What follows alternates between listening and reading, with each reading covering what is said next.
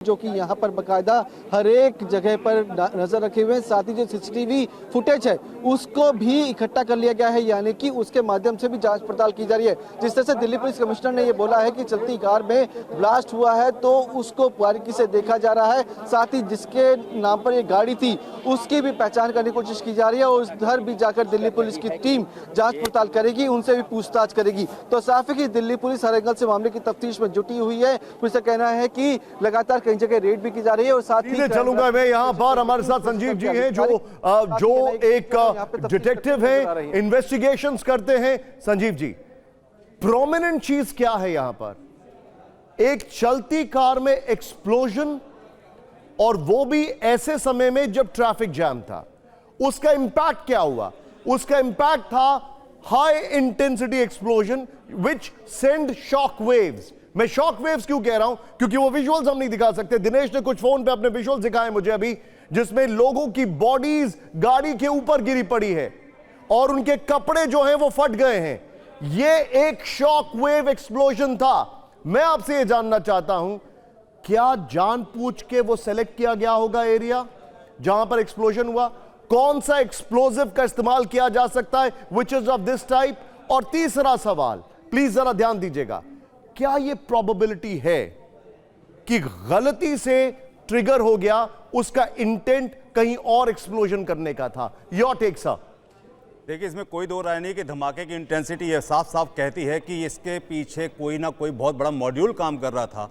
और इसमें भी सबसे बड़ी बात यह है कि ऐसे मॉड्यूल को पकड़ने के लिए हमें यह जानना बहुत इंपॉर्टेंट होता है कि यहाँ पे केमिकल कौन सा यूज़ हुआ है। और केमिकल को समझने के लिए जो हमारी इन्वेस्टिगेटिव एजेंसीज हैं वो लेज़र बेस्ड एनालिटिकल स्किल्स को यूज़ करती हैं, जिससे ये पता चलता है कि यहाँ पे केमिकल कौन सा यूज़ हुआ है। अब केमिकल हम क्यों जानना चाहते हैं? सबसे बड़ी बात है कि यहाँ पे जो I-20 गाड़ी है जो HR-26 है, जो हरियाणा से है, गुड़गांव से है, कुछ दिनों पहले ही 360 किलोग्राम अमोनियम नाइट्रेट रिकवर होता है। कहाँ से? फरीदाबाद से, हार्डली 30 किलोमीटर के रेडियस से। तो ये जो तार जुड़ रहे हैं आपस में, ये कहीं ना कहीं ये बताते हैं कि किस तरीके के मॉड्यूल काम कर रहे थे। सर, ये और अगर आपने एक महत्वपूर्ण बात कही है, अमोनियम नाइट्रेट का आपने जिक्र किया, आरडीएक्स भी मिला है। हमारे साथ डॉक्टर भूपेश कुमार भी हैं जो कि फोरेंसिक एक्सपर्ट हैं। फोरेंसिक एक्सपर्ट होने के नाते उन्होंने अभी क्या क्या महत्वपूर्ण चीजें देखी हैं, सर क्विकली अगर आप उसका मेंशन कर दें, हमको रिपोर्टर के पास भी जाना है। देखिए, जैसा कि संजीव जी ने कहा कि वहाँ पे बहुत ही ज़्यादा हाई एक्सप्लोजिव मटेरियल यूज़ हुआ है, क्योंकि जो शैटरिंग इफेक्ट था, आप शैटरिंग इफेक्ट से समझ सकते हैं। अगर कोई सीएनजी ब्लास्ट या ऐसी कोई चीज़ होती तो इस तरीके का ब्लास्ट, इस तरीके की शैटरिंग नहीं देखने को मिलती। तो वहाँ पे साफ पता चल रहा है कि हाई एक्सप्लोजिव मटेरियल यूज़ किया गया है।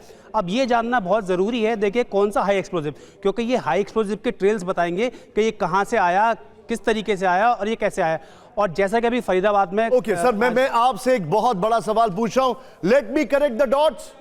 यहां पर जितने भी सहयोगी हमारे साथ हैं, मैं उनके पास जा रहा हूं। जितेंद्र शर्मा, मेरा ये अमित शाह यहां घायलों का हालचाल लेने एलएनजेपी हॉस्पिटल पहुंचे हैं। घायल आपको नजर आ रहे हैं और अमित शाह उनका हालचाल ले रहे हैं। साथ में उनसे ये भी जान रहे हैं कि उन्होंने उस वक्त क्या क्या देखा, क्योंकि इस पूरे मामले के संदर्भ में ये तमाम जानकारियां भी बहुत अहम हैं। गृह मंत्री ने अब से कुछ देर पहले एक संदेश जारी किया था जिसमें उन्होंने कहा कि मैं फौरन ही घटनास्थल पर भी पहुंचूंगा और घायल जहां एडमिटेड हैं वहां पर भी पहुंचने वाला हूं। और इस वक्त घायलों से वो हालचाल भी जान रहे हैं और जो बोलने लायक स्थिति में है उनसे उनकी हिम्मत भी बढ़ा रहे हैं। यहां पर जिस तरीके से उन्होंने टैप किया वहां पर सीधे मैं चलूंगा जितेंद्र के पास। जितेंद्र, मैं आपसे सवाल जो पूछ रहा हूं ध्यान दीजिएगा, और ये मेरा सवाल नहीं है, ये मेरा एक बहुत बड़ा हंच है।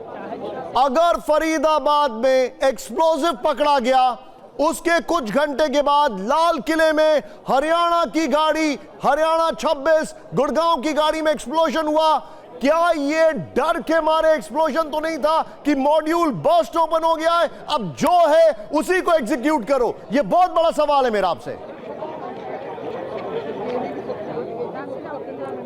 जी बिल्कुल, जाहिर सी बात है, इन तमाम एंगल्स पर इस वक्त जांच एजेंसियां तफ्तीश कर रही हैं। और मैं सबसे पहले आपको दिखाना चाहूंगा, ये देखिए, ये सुभाष मार्ग है और इसी सुभाष मार्ग के ऊपर ये I-20 कार के अंदर ब्लास्ट हुआ है रेड लाइट के पास। और यहाँ जितने भी सीसीटीवी कैमरे लगे हुए हैं, इन सब की फुटेज को दिल्ली पुलिस ने अपने कब्जे में ले लिया है और इन्हीं की इंस्टेंस पर, इन्हीं की बिना पर अब पहचानने की कोशिश की जा रही है कि आखिरकार कौन कौन संदिग्ध उस वक्त मौके पर मौजूद थे, ये कार कहाँ से पहुंची। और इसके अलावा सबसे अहम सवाल जो निशांत आपने पूछा, उस एंगल पर भी अभी फिलहाल दिल्ली पुलिस की स्पेशल सेल तफ्तीश कर रही है। जो सोर्सेज हमें बता रहे हैं गुरुग्राम पुलिस से संपर्क साधा गया ताकि नदीम खान के घर तक पहुंचा जाए। पता है कि पुलिस के इन्वेस्टिगेशन के बारे में आपको भली भांति जानकारी है। You are the first journalist जिसने कहा था कि I-20 है।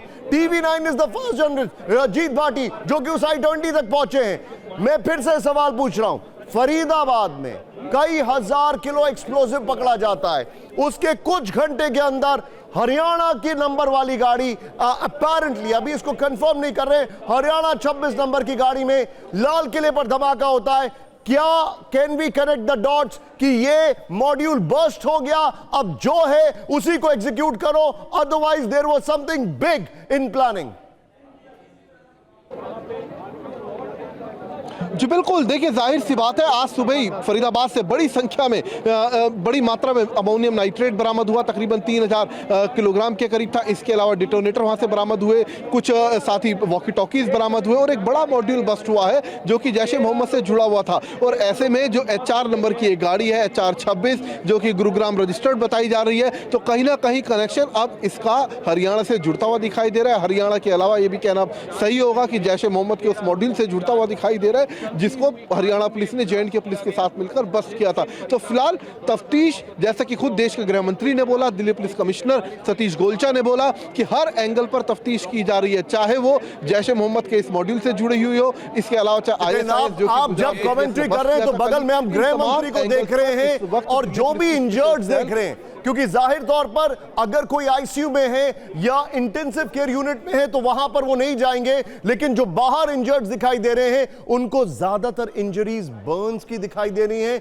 स्प्लिंटर कट्स दिखाई दे रहे हैं। इसका मतलब हम समझ सकते हैं कि ये किस तरीके का एक्सप्लोसिव डिवाइस इनिशियली दिखाई दे रहा है। मैं जीत भाटी के पास जा रहा हूं। Jeet, what more you can add?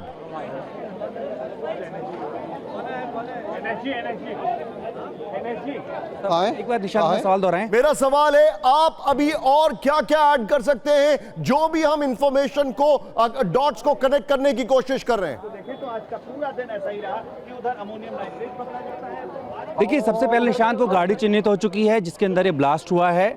अब उसके अंदर कितने लोग बैठे हुए थे उसकी जांच इस बात से होगी कि सामने CCTV कैमरा लगा हुआ था, इस मेट्रो स्टेशन पे भी लगा हुआ है, और साथ ही साथ में आप सामने देखेंगे जो सिग्नल है वो जहां पर वो गाड़ी रुकी हुई थी जिसकी वजह से, सिग्नल की वजह से वहां पर भी कैमरा लगा हुआ है। और जो रास्ता है आपको बता दें पीछे जो है रिंग रोड की तरफ से आता है जो कि आउटर रिंग रोड है, तो वहां से वो कहां पे से आए थे, उनका आने का कहां से था डेस्टिनेशन, और उनके गाड़ी में कितने लोग बैठे हुए थे ये सब। लेकिन इसमें एक बात और ये भी महत्वपूर्ण है कि जब ये मॉड्यूल एक तरीके से बर्स्ट हो रहा है, अगर ये माना जाए कि हरियाणा में पहले इस मॉड्यूल का बड़ा जखीरा पकड़ा। Jitendra Sharma, over to you Jitendra, go ahead. Jitendra, you are on camera. बिल्कुल, देखिए एनएसजी की टीम इस वक्त स्पॉट पर पहुंच चुकी है जिसका जिक्र अब से कुछ देर पहले हमने किया था। तस्वीरें देखिए किस तरीके से जो एनएसजी के जवान हैं वो आपको इस वक्त स्पॉट पर जाते हुए साफ तौर पर दिखाई देंगे। वक्त स्पॉट पर पहुंची है सैंपल्स इकट्ठा करने के लिए, क्योंकि एनएसजी की टीम की जो फॉरेंसिक टीम है उसको दरअसल इस तरीके के ब्लास्ट में खास तौर पर किस तरीके का केमिकल उसमें इस्तेमाल किया, किस तरीके का विस्फोटक उसके अंदर इस्तेमाल किया गया, इसके अंदर उसे महारत हासिल है उसकी पहचान करने को लेकर। तो फिलहाल एनएसजी की जो टीम है वो अपनी फॉरेंसिक जांच टीम के साथ इस वक्त स्पॉट पर पहुंच चुकी है। एनआईए की टीम पहले ही यहाँ पर पहुंची हुई थी अपनी फॉरेंसिक टीम के साथ। तो कहा जा सकता है कि दिल्ली पुलिस की फॉरेंसिक टीम, एनएसजी की फॉरेंसिक टीम और साथ ही एनआईए की फॉरेंसिक टीम अलग अलग सैंपल्स इकट्ठा कर रही है ताकि एक निष्कर्ष पर पहुंचा जा सके आखिरकार जो ब्लास्ट था वो किस वजह से हुआ और किस चीज के अंदर हुआ। जी